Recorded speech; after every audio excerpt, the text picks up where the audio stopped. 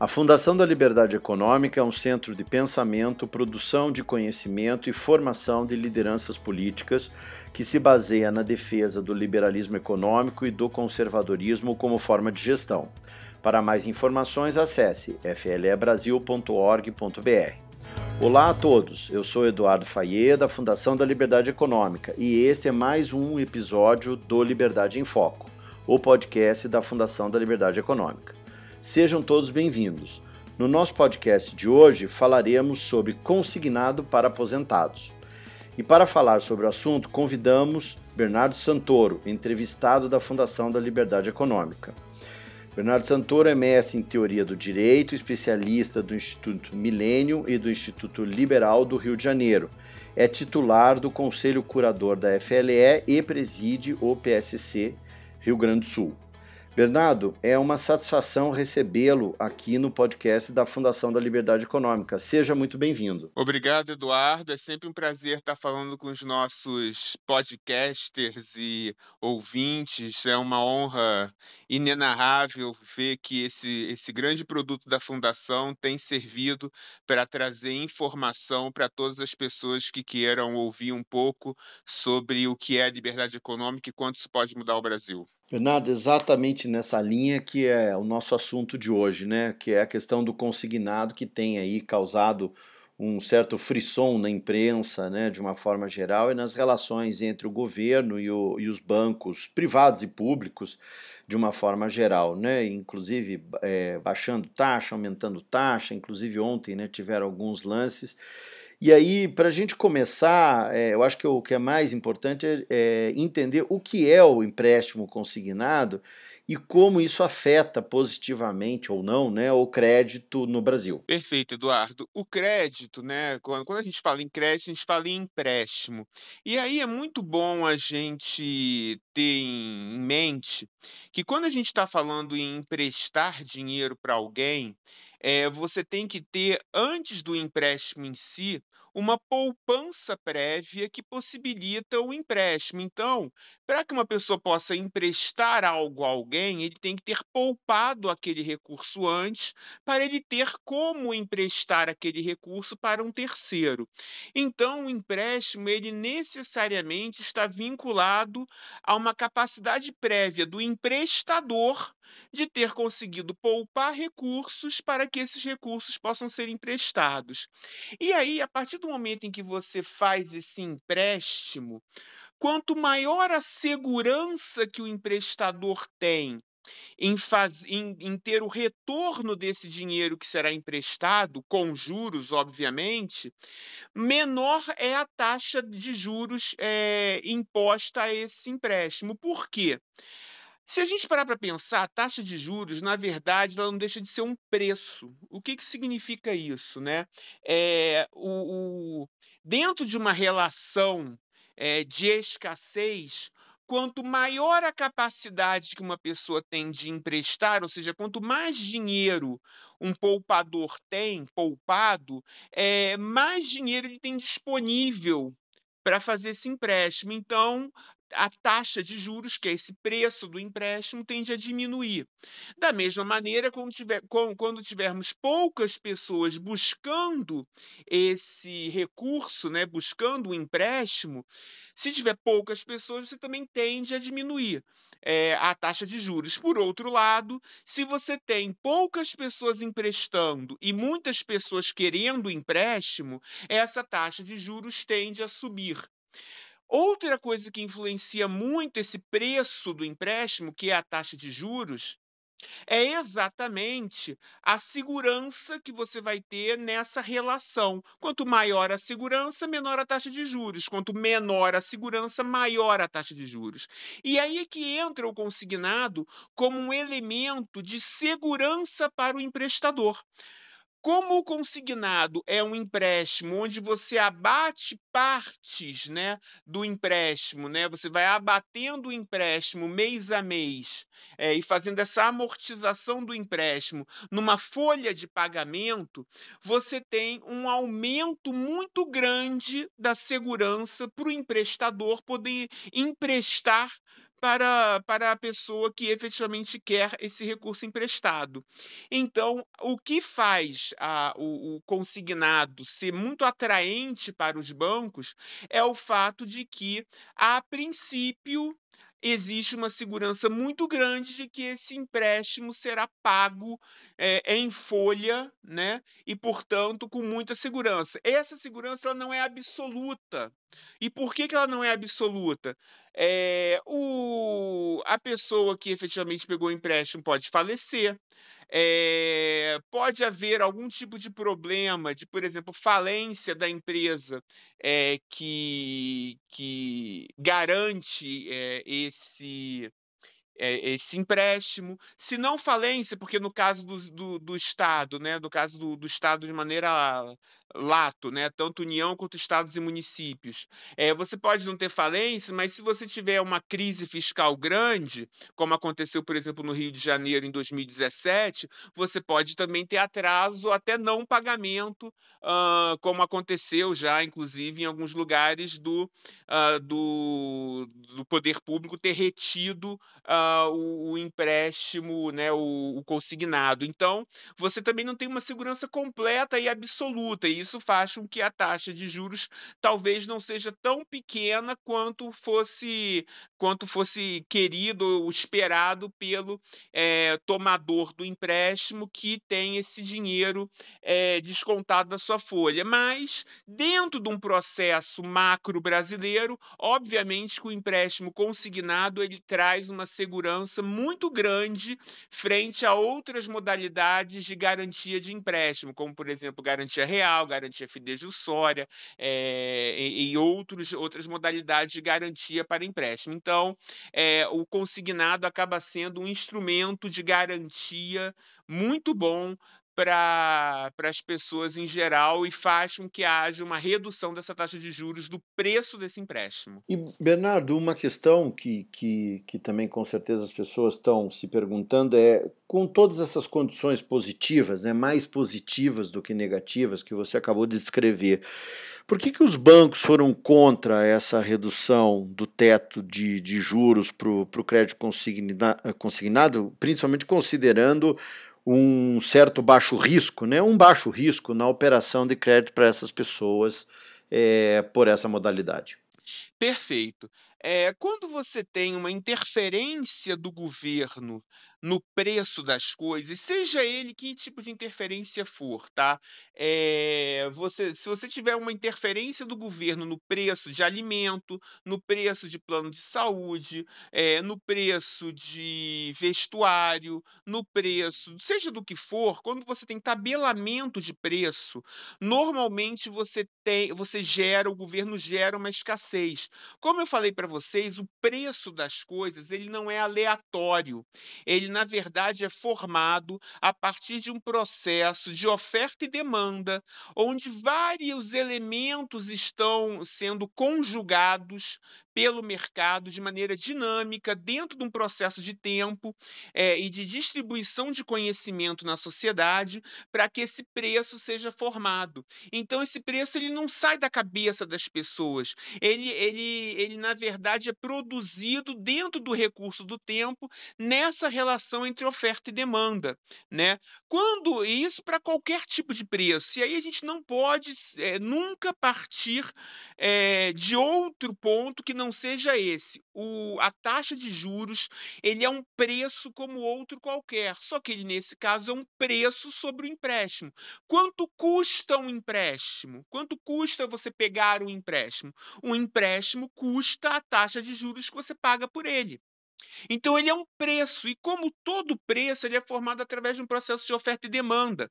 Quando o governo entra num processo de oferta e demanda e interfere diminuindo esse preço de maneira artificial, você vai ter um cenário em que você vai ter uma diminuição do número de ofertantes, porque a conta pode não bater para que o preço valha a pena para o empréstimo, e você vai ter um aumento do número de pessoas pessoas querendo esse recurso, porque como vai ter um empréstimo a uma taxa de juros menor, você vai acabar artificialmente estimulando que pessoas busquem esse empréstimo. E isso gera um efeito negativo para a economia como um todo, que é a diminuição da poupança interna do Brasil. Se a poupança interna é o necessário para que as pessoas consigam, para que os bancos consigam fazer um empréstimo, se você tem o governo interferindo nesse preço, que é um preço que nasce a partir dessa dinâmica, você tem um cenário em que vai haver um momento em que os próprios bancos vão começar a ter dificuldade em honrar com compromissos, fruto de uma demanda maior do que eles podem suportar para esse empréstimo. Então, não é só uma questão de insegurança jurídica, é uma questão de diminuição da poupança nacional, é uma questão, e também não podemos ignorar o seguinte: existe um risco envolvendo esse empréstimo. Quando você diminui essa taxa de risco, e ao se fazer esse cálculo da taxa de juros, está embutido o cálculo do risco também. Então, você tem o que a gente chama de rating, né? Rating é a nota que você dá para uma determinada modalidade de empréstimo, e principalmente para um determinado tipo de tomador de empréstimo. Então, você diminuindo artificialmente essa taxa de juros, você você joga fora todo esse cálculo de rating que é feito para que um banco possa ter ciência de que vai emprestar uma determinada quantia de dinheiro com segurança, e se essa segurança se esvai, mais para frente, o banco não vai ter dinheiro. O banco sempre tem dinheiro, mas ele não vai ter a mesma quantidade de dinheiro necessária para fazer bons empréstimos para bons tomadores de empréstimo, que vão alocar esses recursos sociais de maneira mais eficiente do que os maus tomadores de empréstimo. Então, no final das contas, diminui a poupança, gera má alocação de recursos na economia e joga fora toda uma segurança jurídica que é necessário para que haja um bom andamento da economia. E é por isso que essa intervenção do Ministério da Previdência, diminuindo a taxa do consignado, né, o teto da taxa de um pouco mais de 2% para 1,70%, e do cartão de crédito do aposentado de um pouco mais de 3% para lá na faixa de 2%, ele vai gerar um problema em cascata na economia. Tanto é assim que essa modificação da taxa de juros do consignado do aposentado não teve a aprovação sequer do Ministério da Economia, que não foi consultado, o que também demonstra que o novo governo está batendo cabeça, que não está uníssono e unido num objetivo macro. Então, além disso, desse problema econômico, essa medida, que é uma medida péssima, que é uma medida de intervenção do Estado na economia e de decréscimo da liberdade econômica no Brasil, gerando esses problemas que eu já falei, além disso, demonstra que existe uma crise política dentro do Palácio do Planalto, dentro do atual governo, que não sabe ou não tem ideia de quais são suas diretrizes para o setor de empréstimo, gerando todos os males que nós aqui abordamos, né? Como eu falei, diminuição da poupança interna, má alocação de recursos, diminuição da segurança jurídica no setor. Em suma, é uma grande tragédia econômica esse movimento que foi feito sem o aval do Ministério da Economia, apenas por uma medida eleitoreira do Ministério, eleitoreira e pior do que isso, populista, do Ministério da Previdência. Bernardo, então o que você está dizendo é falta de articulação mesmo, né? E até de uma certa coordenação política, vamos chamar assim, de dentro do governo, né? Isso com certeza não é fácil. E o que você acha que vai acontecer aí a seguir nos próximos passos, né? Quem vai ceder, os bancos ou o governo? Ou o governo vai se rearranjar e vai sentar com os bancos para tentar negociar esse processo, garantindo aí né, o bom funcionamento do mercado e a segurança jurídica necessária para que a gente tenha uma política pública adequada? Bem, é bom sempre a gente destacar que os próprios bancos públicos, que são bancos que às vezes não têm uma visão tão empresarial e tem mais uma vocação, vamos dizer assim, de instrumentos de políticas públicas mais populista, também se revoltaram e aderiram à revolta da Febraban contra essa intervenção do Estado, do Ministério da Previdência, no setor do empréstimo em cima do consignado dos aposentados. Até mesmo os bancos públicos se revoltaram contra essa medida. E isso porque, como falamos, é uma medida muito ruim por conta de tudo aqui, todas as consequências nefastas que nós já apresentamos. E aí, nesse cenário, o que eu acho que vai acontecer? Como o Ministério da Previdência não estava alinhado nem com a Casa Civil e nem com o Ministério da Economia, a partir do momento em que realizou esse movimento, óbvio que gerou uma queda de braço política dentro do governo, não só fora do governo, entre Febraban e governo, mas dentro do governo, entre Ministério da Economia e Ministério da Previdência. Eu acho que o resultado disso vai ser um acordo entre Febraban e governo, onde essa interferência vai ser muito minorada, talvez para que o Ministério da Previdência não saia totalmente derrotado, o governo aceite uma diminuição mínima, quase irrelevante, da taxa de juros do consignado do aposentado. E aí, só para que não haja uma derrota completa do Ministério da Previdência, que é tocado pelo PDT, um partido da base que é importante para o governo Lula.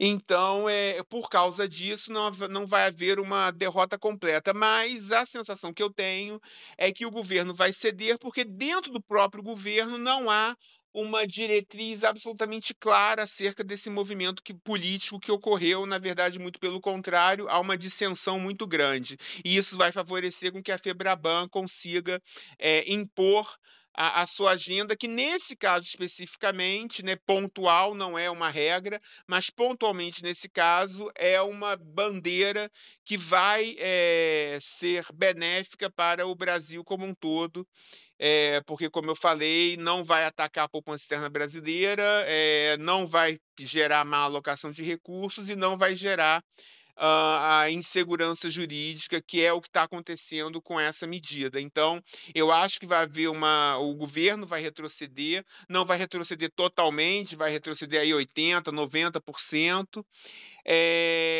para que não haja uma derrota completa do Ministério da Previdência. E aí, uma consequência que vai além dessa questão do próprio consignado, eu acho que esse episódio vai servir para que se crie dentro do governo maiores controles sobre como essas políticas públicas estão sendo elaboradas ministério a ministério, porque não é a primeira vez que um ministério solta uma política pública em desacordo com o que o governo está planejando. Tanto é que na última reunião ministerial houve um pito específico do governo Lula em cima do ministro da Aviação por conta de um projeto de barateamento de passagens de avião, em que o ministro da Aviação também, de maneira talvez assodada, veio a público fazer o lançamento desse programa sem ter alinhado com o Palácio do Planalto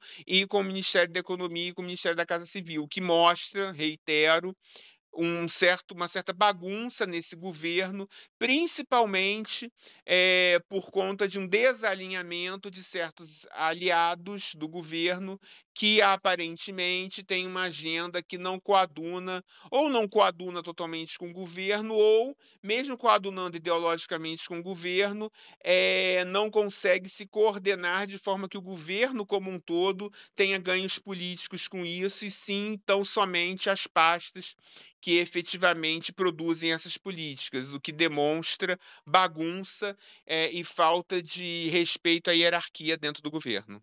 Muito bem, Bernardo. Obrigado pelas tuas análises e espero que todos tenham gostado desse episódio com o tema consignado para aposentados. Bernardo Santoro, muito obrigado.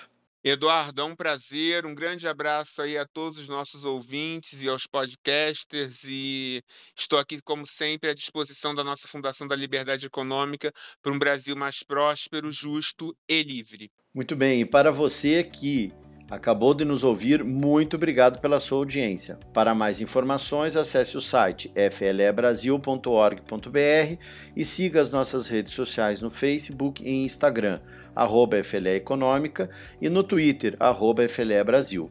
Nosso podcast está disponível na sua plataforma de áudio preferida. Você também pode seguir nosso podcast no Spotify, Amazon, assinar no Apple Podcasts e se inscrever no Google Podcasts ou no Castbox, e favoritar no Deezer. Desse modo, você receberá uma notificação sempre que um novo episódio for ao ar. Eu sou Eduardo Fayet e esse foi mais um Liberdade em Foco. Um grande abraço e até a nossa próxima conversa.